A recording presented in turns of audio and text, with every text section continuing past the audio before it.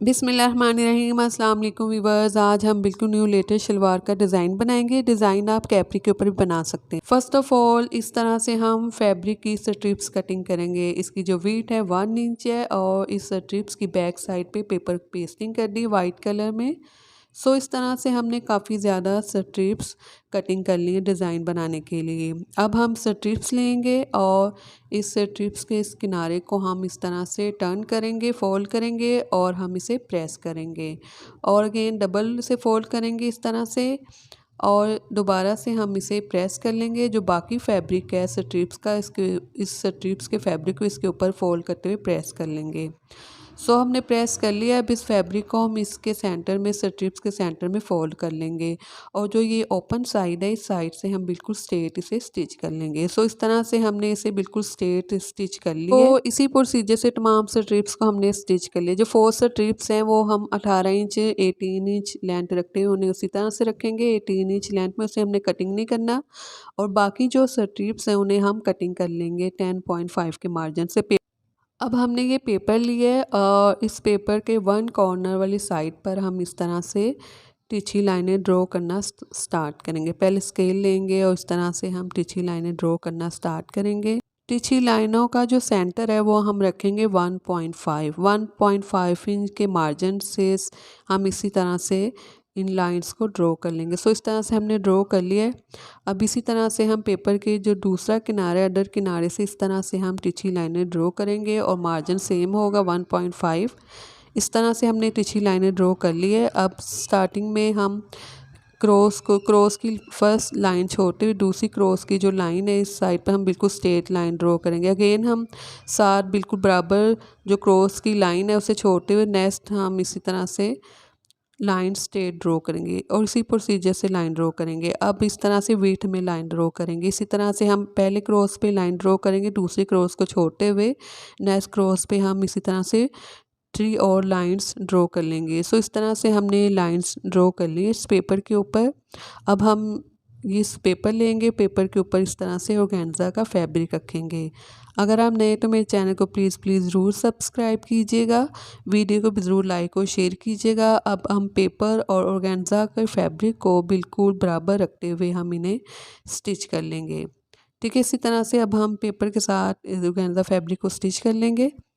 Stitch करने के बाद स्ट्रिप्स लेंगे और इस स्ट्रिप्स को इस तरह से रखेंगे। ठीक है, तिरछा रखेंगे, सेंटर वाली को सेंटर की जो लाइन है उस साइड पर रखेंगे और जो तिरछी लाइन है उस साइड पर हम तिरछी ठीक है स्ट्रिप्स को रखते हुए इस तरह से हम इन्हें स्टिच कर लेंगे। तो इसी प्रोसीजर को फॉलो करते हुए हम इन लाइंस के ऊपर इन स्ट्रिप्स को बिल्कुल इसी तरह से स्टिच कर लेंगे। अब हम अगेन इसी तरह से इन्हें स्टिच करेंगे। ये हमने स्टिच कर लिए।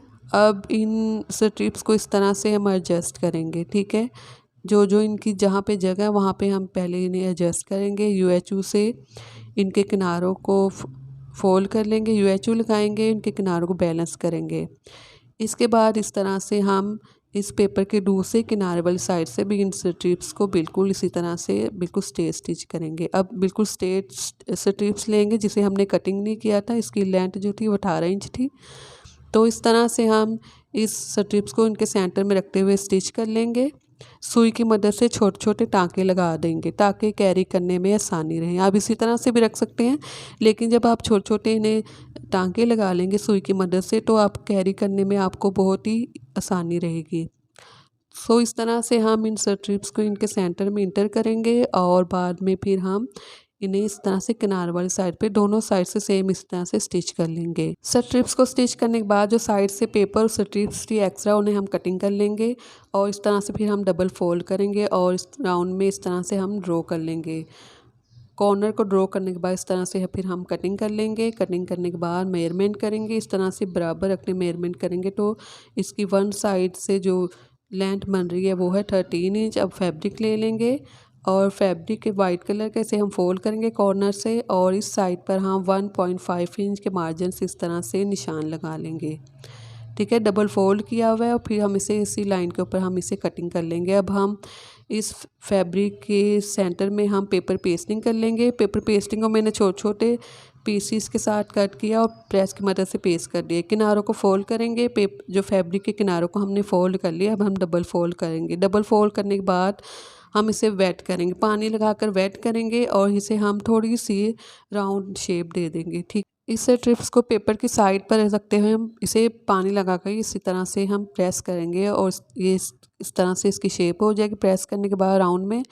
और फिर जो पेपर के किनारे इसे हम स्ट्रिप्स के सेंटर में इस तरह से यूएच की मदद से पेस्ट कर लेंगे। इस तरह से हम स्टिच करेंगे। और लेस को भी अभी आप स्टिच कर लीजिए, अगर आपने लेस लगानी होगी तो स्ट्रिप्स के नीचे किनारे वाली साइड पर रखते हुए लेस को भी आप स्टिच कर लीजिएगा, मैं बाद में स्टिच करूँगी। सो इस तरह से फिर हम इनके सेंटर को बराबर रखते हुए हम इन्हें स्टिच, इनके जो किनारे हैं उनको हम सिर्फ स्टिच करेंगे। सो इस तरह से हम स्टिच कर लिया। अब ये शलवार है जो पोंचे वाली साइड से मैंने स्टिच कर ली है।